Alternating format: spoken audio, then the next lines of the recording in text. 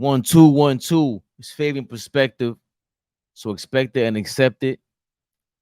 From Santo Domingo to Nueva York, friendly fire on ALLBALL TV.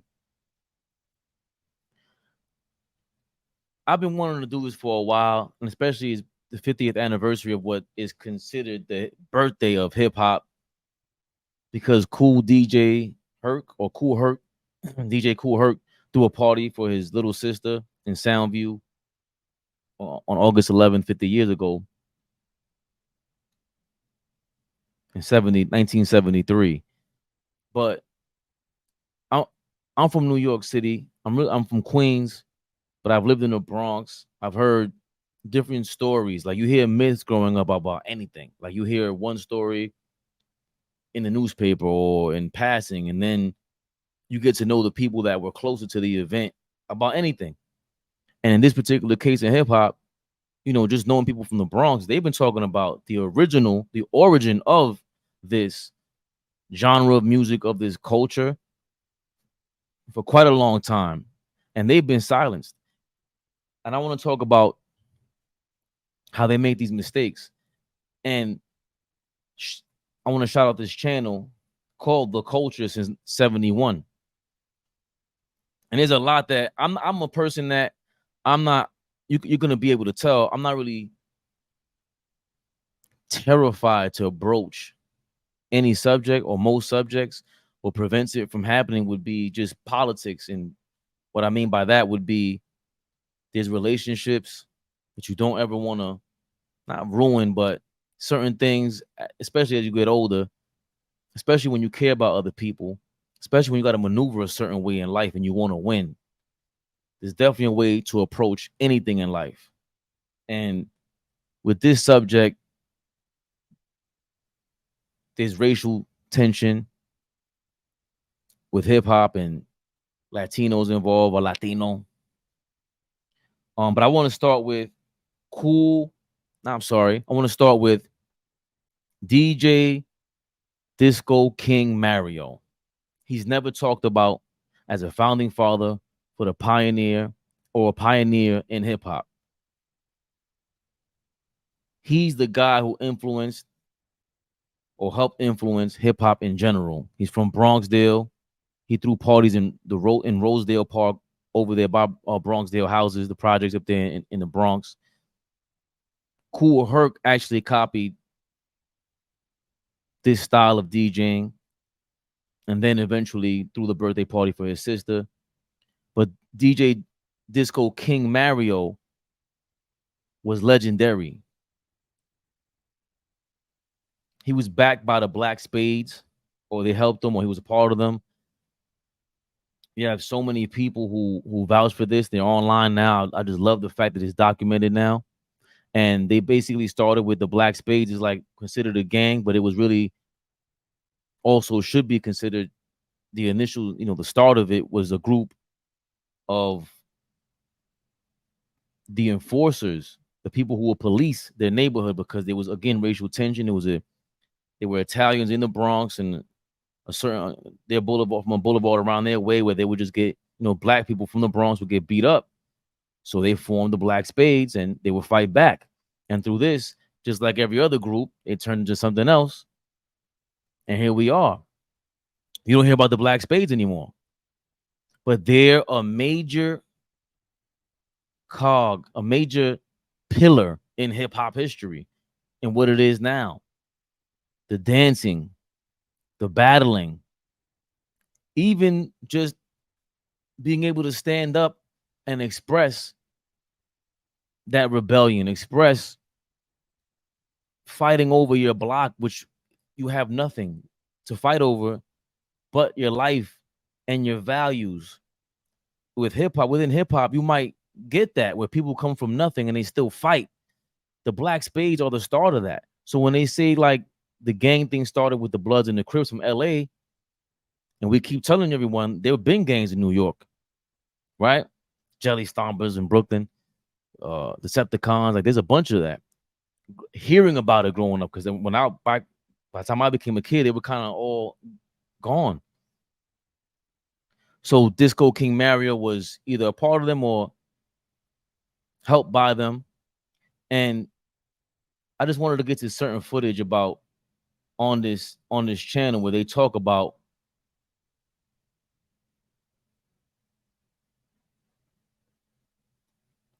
Disco King Mario,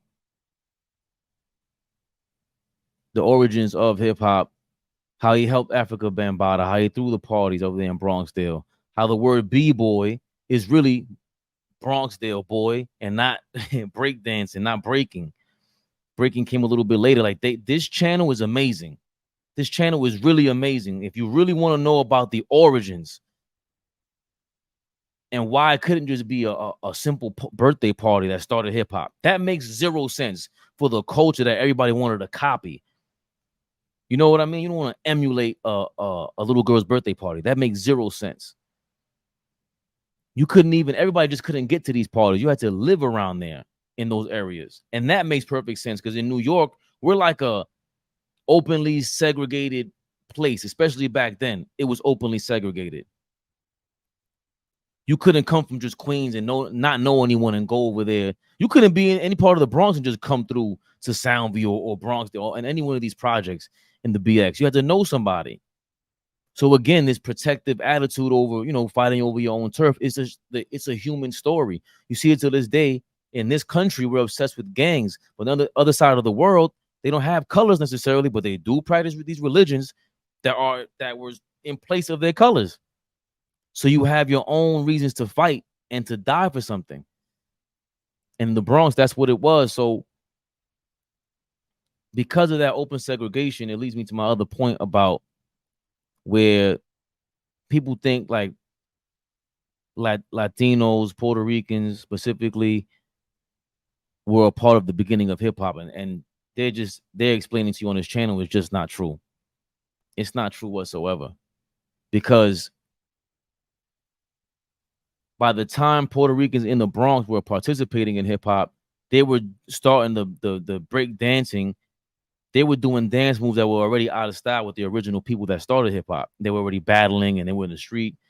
And that makes total sense logically if you think about it, because there's always a new dance, like from 10, they used to snap dance, right? Like the Laffy Taffy. That was 15 years ago. Who the hell is doing that in the club right now?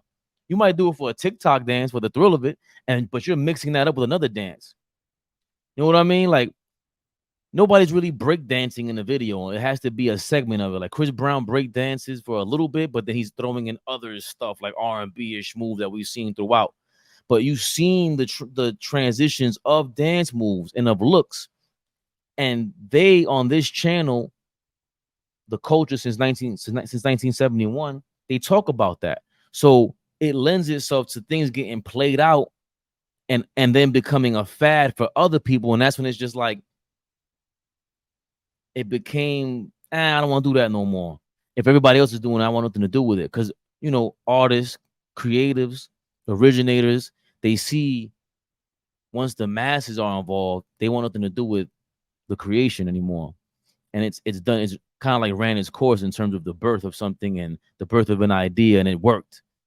Now that it worked, I'm on to the next idea, which in this case are dance moves. So the Puerto Ricans in the Bronx, they're saying by the time they got to learn these dance moves or participated in it, they were already full-fledged into other moves and just other movements. And the other thing about this, see, someone like Fat Joe, he was saying that he would repeat things like that. And it's so crazy because he's not the only one spreading misinformation and has a significant voice in the game, in hip hop, just like hip hop on a commercial level, and then hip hop on a media level. Like this is hip hop media, what we're doing. Like I'm wearing a bucket hat. They break everything down. Like I used to hear these things from people all the time. Like the style that we get, if you ever read Malcolm X's book, that is the style of just like at this point, us, our people, especially in America. So I'm wearing a bucket hat, but the way you wear, if I wear a fitted, the way I wear it to the side or a certain angle, that all came from Harlem. And they talk about that on this channel. This channel, I'm telling you, is beyond amazing. And I'm just so glad I'm getting to watch it, and I love it. I just love to see and learn. And I'm just never afraid to say, hey, look, it was black people from the Bronx that started hip hop. Stop taking credit for that. At the very same time that hip hop was being created, salsa music was being created in this city, in New York City, which has either origins in the Bronx or the Lower East Side. So imagine if a black dude from Bronxdale was telling you, "Yo, I come up with salsa in my apartment." Like, no, you weren't. No, you didn't. Especially if you were a black spade, you weren't, right? Imagine a black spade claiming he saw the bachata or something like that. That's crazy. So we're always big on, especially in hip hop, when the MC, the rapper, was writing his own rhymes.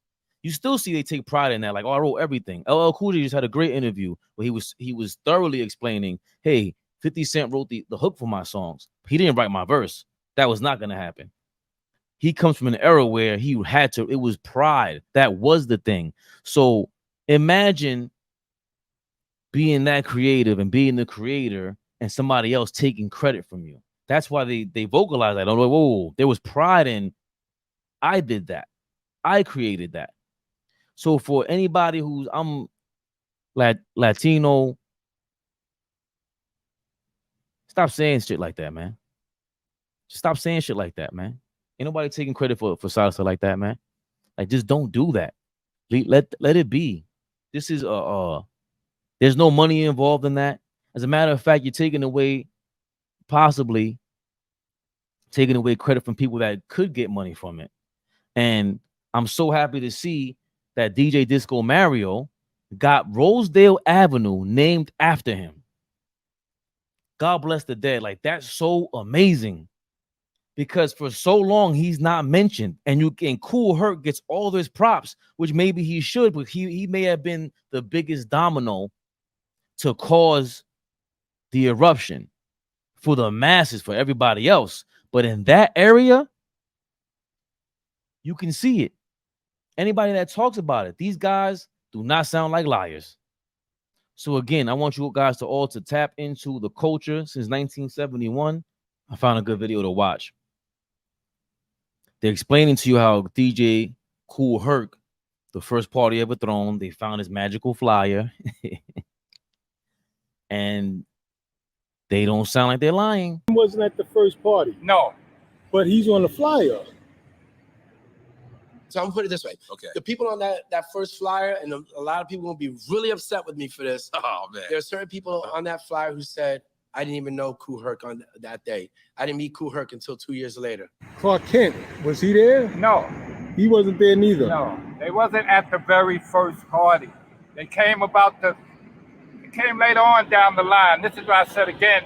And that flyer only showed up 10 years ago. And what flyer is this? So The famous flyer that's posted. It's supposed to be the first jam. Years ago, I said, this flyer is fake. I think we was talking off camera about it. This guy right here, I gotta get his name, man. I love this guy. This guy right here, I love this dude. He's very real. He's very, he's the guy who explains that Puerto Ricans, they started late and breakdancing and everything in the Bronx. And with how the spades started a bunch of stuff, but he's very knowledgeable. He was there. If he's lying, this guy is wasting his talent of lying. He should run for president. That's how dope this dude is, in my opinion. And he's just to be full of that much information. I would love to get in contact with him and speak to him on Friendly Fire, man, because people like this just deserve their shine. It's the same thing with ALLBALL TV, how we have all these street ballers and they deserve their shine because they're the ones who kept basketball alive and kept the spirit of basketball, how we know it to this day, alive. Right? Off camera. It wasn't on camera. You didn't say it on camera. I know me and you had a lot of conversations off camera. And you might have said things off camera. Right. And so, like I said before, that was a way to put the pink people into the genre. This is a way to get the pink people to basically have control. Okay, and so that's what they do right now. This whole 50th anniversary is controlled by pink people, not us. Right, yo, FaZe, listen. 50th. So what do we do about it? Listen. Okay, so his name is FaZe. I'm glad I know it now. She's an amazing dude. I mean, obviously, as you know, people won't want to hear this. It's controversial, but it's the truth. I don't want to get too deep into this, but it is what it is. The business side of just learning hip hop, about hip hop, the origins of it. I'm, you know, not that I'm the biggest historian, but I like to know the truth. I like to speak on things that I know about, and I think this isn't talked about enough. It's controlled by the pink people, not you and me. So how about we listen, how about, I mean, I don't know if you know Damon Dash. From my understanding, he got his own movie production equipment. So when I make a movie like Losada's, I don't have to ask. Movie production equipment. Damon Dash or even Tariq Nasheed. I know Dame. We make some underground, we make some real grassroots or movie or whatever about hip hop. Shout out, salute Damon Dash, man. You know what I'm saying? Dash, Let's do a movie about hip hop starting. Okay. And I think a good opening scene would be at the tunnel that's written in that book. Can't Stop, Won't Stop got a part about the tunnel nightclub where the Black Spades was at, Kool Herc was at, and Kool Herc saw the Black Spades shouting out soul power, spade, rushing the floor. That'll be a good opening act, an opening scene for a movie. Soul power, spade power, soul power, spade power, soul power, spade power, spade power, spade power. That'll be a good opening act, an opening scene for a movie. Right. The inspiration that Kool Herc got to do what he did, to do the merry-go-round. What did he see that inspired him? Us doing our shit. Right. Okay, so now I'm not being pessimistic about it. What happens with stuff like that is, yes, it's rooted in us. Yes, but in order to get it to the public, it has to go through them. Well, Damon Dash made a movie. What the fuck you think I'm doing down here, nigga? What's up? What we selling? What they like? In order for it to reach the public, Right. Spike Lee, Yeah, Tyler but Perry, yeah. everything has to be bought by them.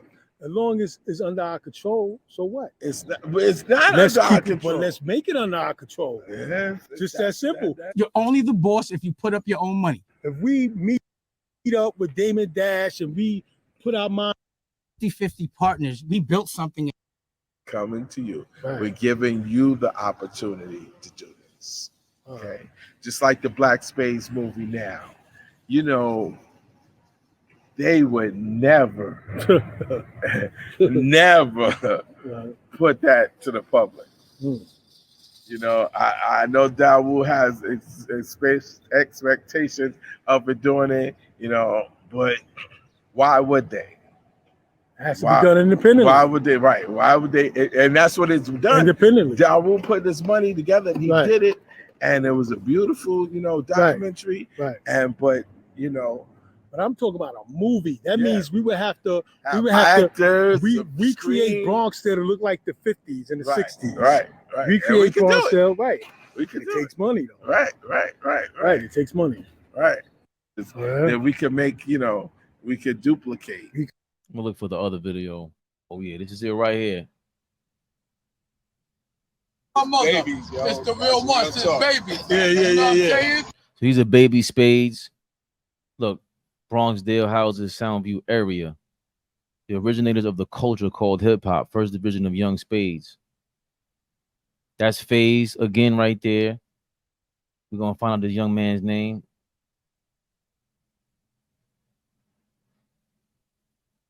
DJ FaZe and Green Eye Genie. Yeah. And what I was doing there, Mike, as you talking, I got these guys from Queens that's talking about they the founding fathers of hip hop. Okay. DJ Joe, yeah, they trying to do that. I just had to throw that in there because we know this is the truth. Bronxdale was the Roman Empire. Right. And what I keep saying, it's just like scripture. The Roman Empire dominated all areas. Right. See, so when we was bringing out the music, it wasn't known like that. Okay. Kool Herc, 1520 was just his building there because it wasn't nothing in that area. We already did that. Right. Nothing over here to have nothing. Nothing over there. How can you say hip hop culture started here? There's nothing over here. Like, there's no space for nothing. Nothing over there. That was just nothing but dirt. River Park Towers wasn't built yet. No. And that's my point from before. Why would anybody want to emulate that? You understand? Like, just logically speaking, a part of the reason why I do this is like picking up on things like this, information like this, because it inspires me just being by the truth, and is a way you have to deliver it to the public too. DJ Faze is also speaking to having to work with higher ups because they want to make money on it. At the end of the day, there's a broker and a banker everywhere. So that's the tough, they mentioned Dame Dash. It's a tough position to be in. So hopefully with ALLBALL TV, Friendly Fire, not hopefully, but we're getting up there. We're going to help out with the Black Spades movement, the movie, to make all this happen. And, we bring our style can inspire you. Like, if you like the way I deliver information, you like the way I just carry myself, a lot of times what happens is you emulate. You take the information, you repeat it, and the best way to repeat something is to mimic it. If you hear a lot of rappers when they first start, they sound like somebody else initially, right? Like, think about Nas. Nas sounded like Kool G Rap when he came out, right? Like identical damn near. So much so that Russell Simmons didn't want to sign him because he didn't think Kool G Rap sold. He didn't sell like the other artists. So why should I sign him if he's just a clone? And then, if he's cloning him, he might clone his album sales and his record sales. So therefore, I don't want to sign him. Right? It's a Def Jam. Eventually, Nas finds his own niche. He finds his own voice. So emulating, copying is a part of just human nature when there's a trend that's birthed, because that's just what we do. Everybody's not an originator. So when you hear the 80-20 rules, the 5%ers, these are the things that taught me growing up. The 80-20 rule has always been around, but the 5%ers are the ones who taught me that rule, right? So when they taught me these things, I looked throughout history for many other examples, and you see that it's true. The followers, we just move that way until you figure out how to be an original, or someone who can really stomp the grounds and make an impact to influence other people. If you like how I talk right now, you might buy the same hat that I have. You might buy the same microphone that I have. You might try to emulate the way, they edit things on this channel, because you want to repeat success. You want to repeat the feeling of inspiration that you received when you initially were a part of the party, right? These are endorphins. This is a chemical explosion that's taking place. So you always want to repeat that sort of thing. Nope. It was mountains of dirt. Okay. Yeah, it was like a sanitation job. I lived 176th Street, Davidson. Okay. When you come up the stairs from the train station. Okay. I lived on Ogden Avenue, 166th Street, Nelson. That's Kool Herc area. Okay. The big white building. I come up with Derek Black, Derek Golden, me and Steve DeBerry, me and Boo Boo Eldridge. They just had the reunion the same time Bronxdale had the reunion the other day. Okay. See, all of this is like a puzzle. When a puzzle is never complete, it has to be a circle for the last piece that goes into the puzzle. If you don't have the last piece, this is what you get. You get disputes, you get arguments, what hip hop was, what is this, and what is that, okay? Everybody has their knowledge in what hip hop was. We can't take nothing away from people's lifestyle and who they was and what they have taken in through their life. Okay. Nobody has the right to take nothing away when somebody go, well, hip hop was this, well, hip hop was that. These are stories. But just like in a court proceeding, you have the DA and you have the judge and you have the lawyer. Okay? Substantial evidence. Okay? Like in any nobody. Okay? Bambaata and my brother Darius, 1971, they on the train going to Coney Island fighting in the gangs. Cool DJ D Tyrone the mixologist. Okay. He didn't have no equipment. Okay. Me and Mario in 1971, Disco King Mario doing the snake and chop delay. Right. Me and him is in Pathmark's basement with the manager by the name of Tony Benito. 1971. My mother's the head of Bronxdale. Okay? She's the head of Bronxdale. Snoopy. Do you remember that? Snoopy I and remember when Guru. his mom was Snoopy and Guru. No, we got documents. That's substantiate that. And it's in the management. It's in the management office building. Once again, Snoopy Guru Cuddy goes up with my sister Gwen Every, who's 66. My brother Seddy, okay? Sedgwick, okay? That grew up with Ajax, the Nelson family. Ajax is the oldest brother, one of the oldest in the Nelson family. Okay. Him and my brother Sedgwick, before Fat Mike and all of them, my brother and them used to sing under St. Lawrence train station.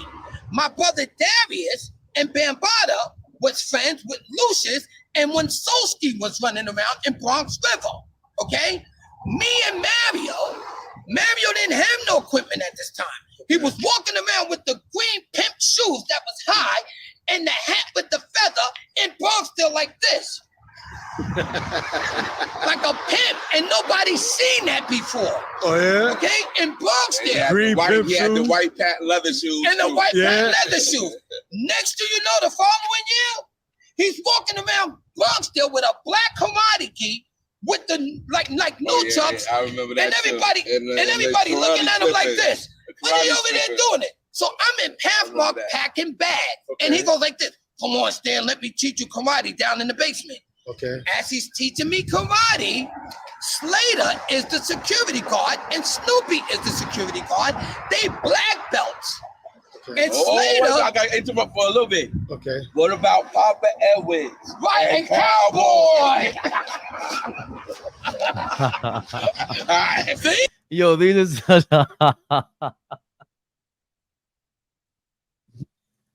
yo, old school dudes. This is why I grew.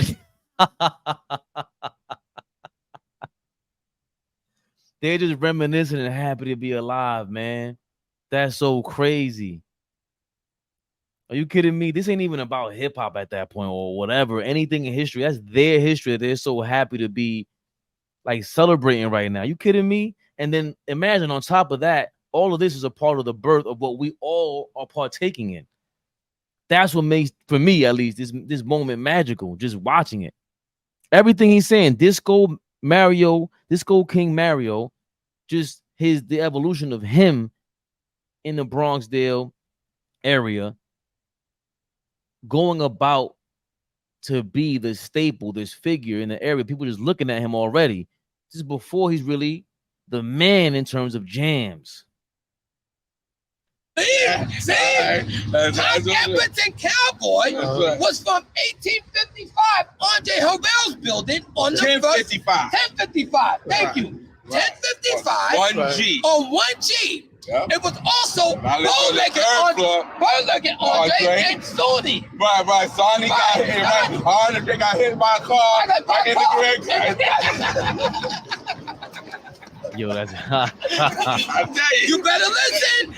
See how everything's coming together? Okay. Now listen. Mario's girlfriend, all the girls that on the register, they liked me. Stanley, come here, because I had the big afro with the green eyes. Come here, always hugging me a lot. And they all, like I said, all the girls liked Stanley. Stanley had the afro, the green eyes. They was, they loved him. He was a cute kid, so they liked him. The green-eyed Genie. Yes, right. Exactly. Slater goes.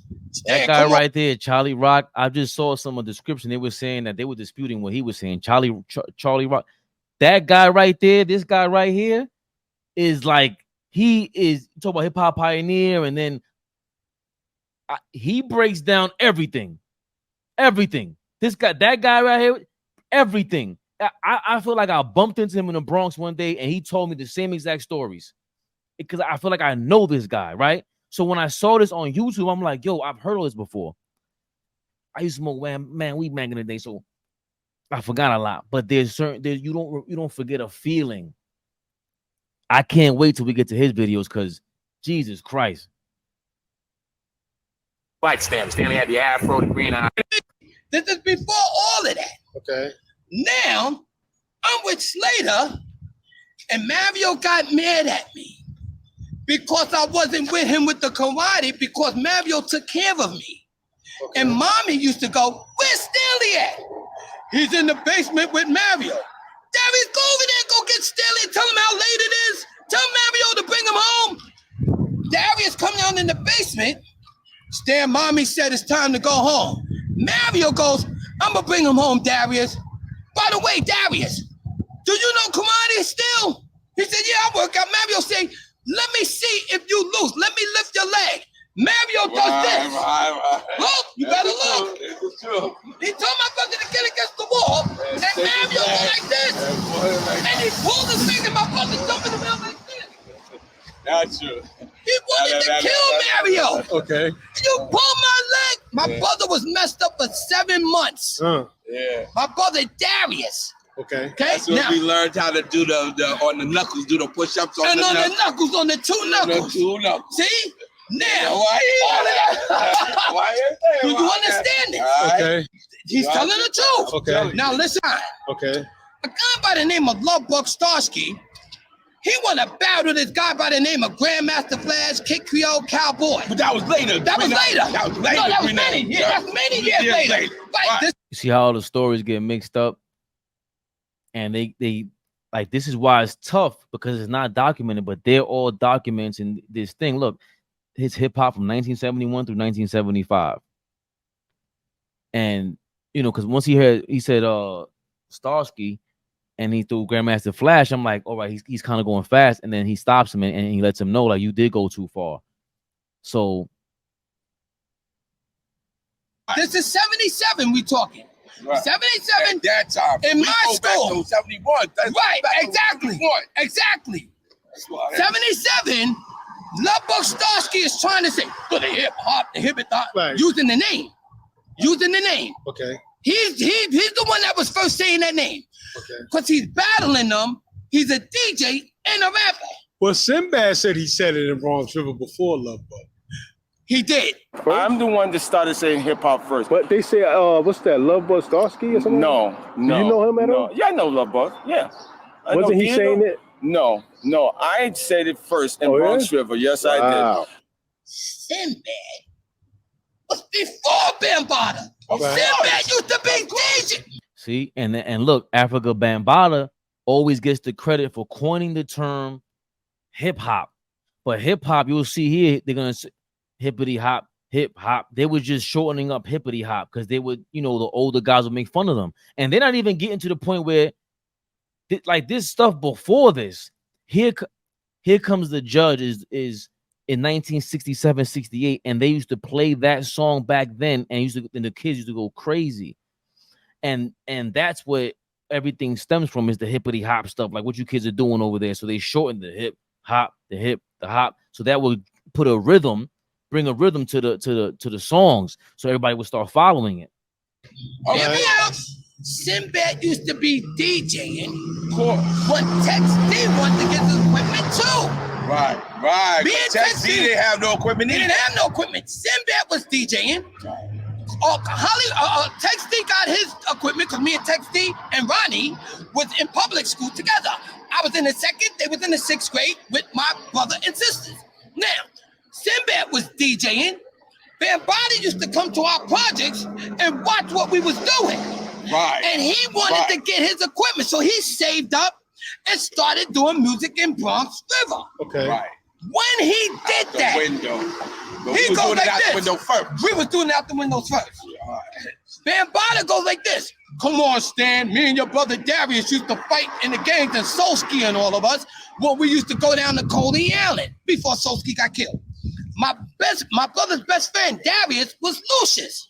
Okay. They was comedians in Stevenson High School and all the spades. This is 1972, 73. Okay. Okay. This is 1971, 72, 73. See, this is how you hear stories coming up. So look, they're on camera. They're so excited. Think about like just being, human. You're telling a story. You're trying to get it out. He jumped from 71 to 77, back to 72, 73. and he's making all the sense in the world. 273. Darius and Lucius, they was comedians, and they used to be on the side of Pathmark shooting dice. And my brother name was Cool Breeze at that time, and he beat everybody for the money. I gotta stop you one more time. Right. As soon as I tell you, you're gonna say yo. Okay. The reason why Bam was in it is because Kato was sticking with us. Yeah, Karate Kato was sticking with us because we was karate. Right. And that's how he came. And Kato. Oh, that's how Bambaata came to With us. Oh, because Kato was with us first. Right. Now, see what he said, Karate Kato? Karate Kato was real nice. Word. Right? But they used to try to match him with Peter Williams. No, he couldn't fuck with Peter used to go like this. I'm the best, ain't nobody can beat me. I'm a 10th degree red belt. I'm a grandmaster. Yo, when I tell you all of this, like, even in the 90s and 2000s, there was nothing like just like going from block to block or neighborhood to neighborhood, especially when you knew people. And you just, that's why YouTube is so dope, because now I'm talking to myself, but I'm really watching this, and it gives you this reminiscent feeling, because I just feel like I know these people. Just being around the area. Like, if you know the BX, you know how it is. The Bronx is just different. The Bronx is the jungle. But once you know your people, just like Brooklyn, once you got your people, you're good. For the most part, you know, things happen. But these are the stories you hear and become so discombobulated because they're human trying to reminisce and get everything correct. And come on now, alcohol and drugs may be involved, but so they're still good enough to tell these stories, man. This is amazing. And this is like part of this is another reason why, you know, Fat Joe and a lot of these guys in rap fail at repeating the correct information, is because they try to they go into like rap fantasy world metaphors and you know, when you're creating something, even right now, I'm trying to capture the exact emotion that I have, translate it into words for you to understand exactly what I'm saying. But rappers, remember, you have to go and control a crowd. So the truth might be too ugly. Shout out to ALLBALL. Like he said yesterday, it ain't a lie that really gets people hurt. It's the truth. People don't like to hear the truth. That's what it is. And when you tell a story, you stretch a lot of it. You wanna gloss all over the dirt, all over maybe the non-interesting parts that got these guys so excited just to even talk to each other about back in the day. But for a movie, or when you're in front of a crowd like this, like KRS-One, it might not move anyone. And you know, KRS-One knows, because he's a rapper. He knows when the crowd ain't feeling him. It's like when you're a comedian, you know, oh, that joke didn't work. Let me go to my go-to joke. Boom, let me get the crowd back into it. So a part of that relationship between the speaker and the crowd is this with misinformation.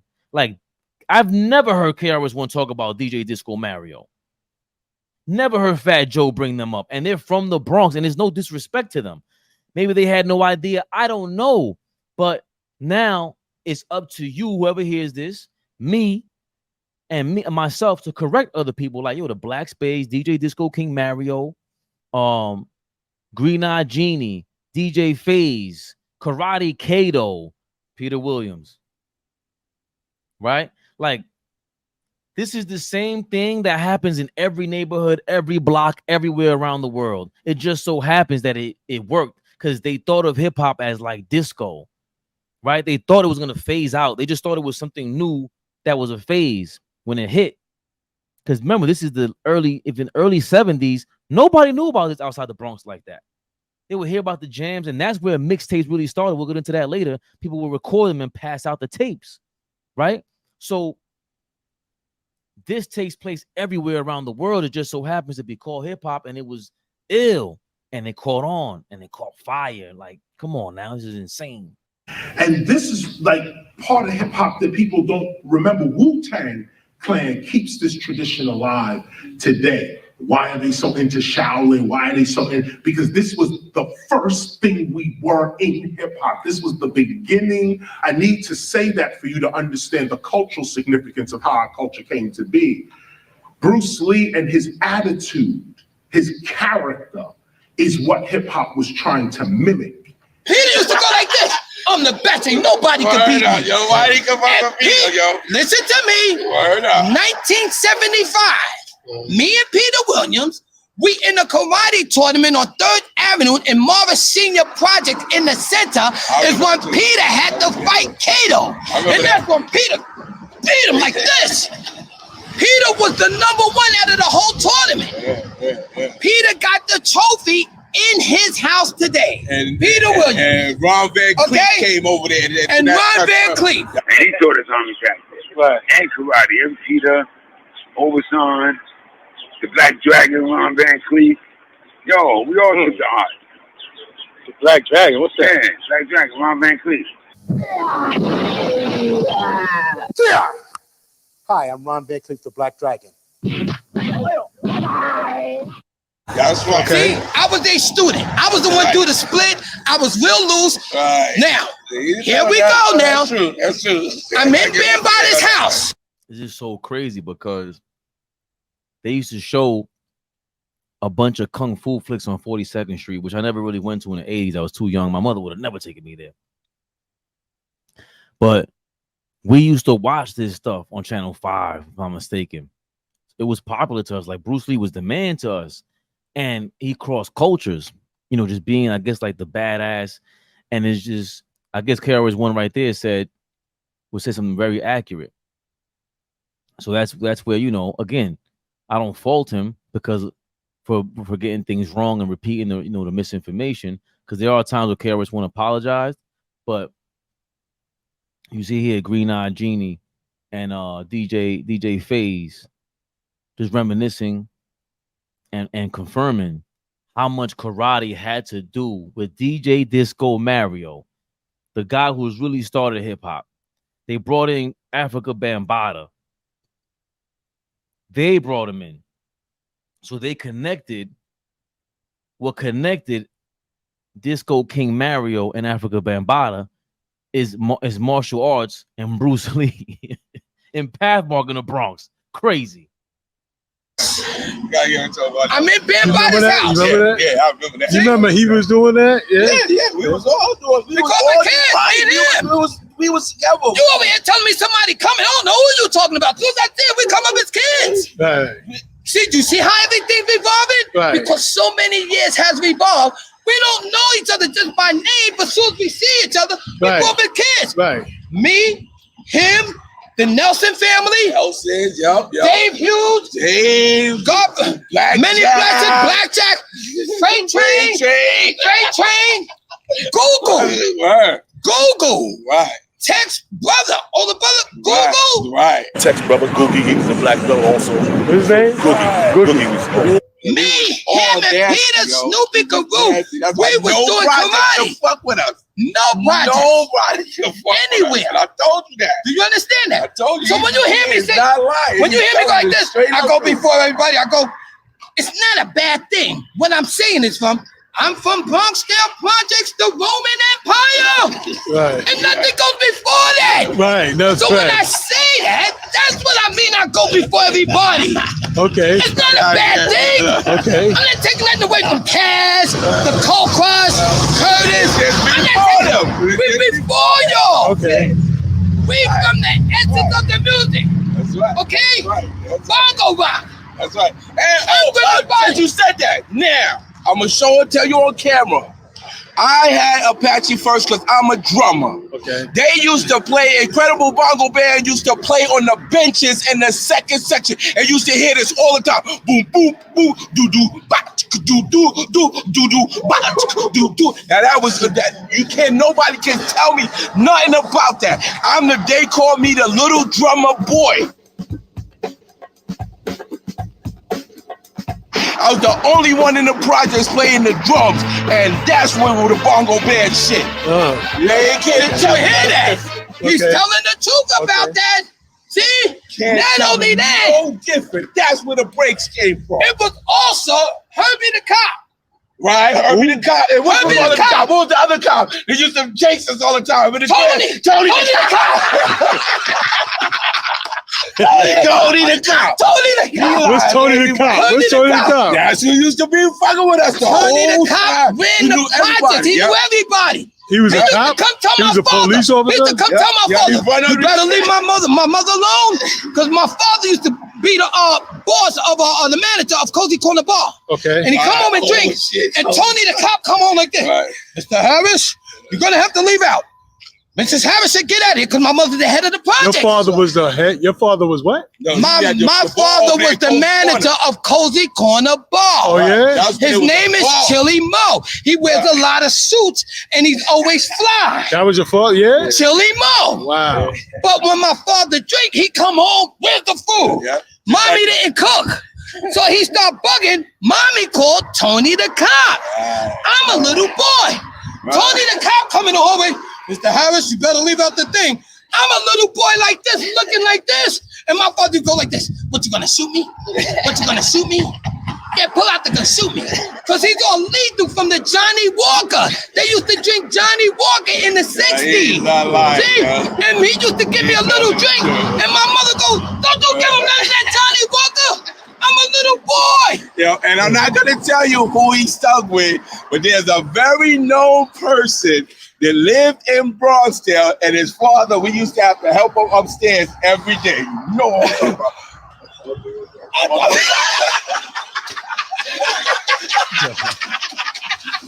Alright, real talk. This is on tape. Okay. This is serious. If we say the name, his name is too big to say it was his father, and it's gonna go spiral.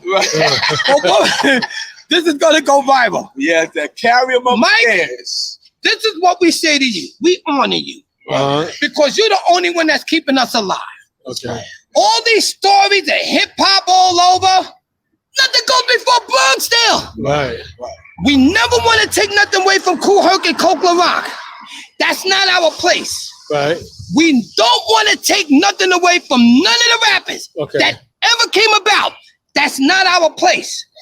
You can't steal nobody's life and who they are and what they experience in their minds and what they try to articulate verbally to the masses. Okay. That's not our place. All we saying, if you go to all precincts in the Bronx, they got documents to tell you that Bronxdale is the foundation that was the Roman Empire. They was too mean. And nobody would come there. Right. You couldn't come. One thing about Bronxdale, if you didn't belong here, don't come here. And if you came here, you knew somebody and you respect. You was too mean. See, and that's what I was saying earlier, but that was all over New York.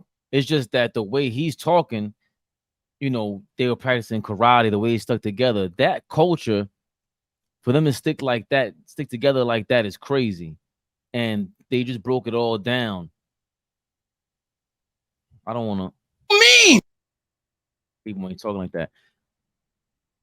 This is just amazing. I think, you know, I've been recording for a little while now.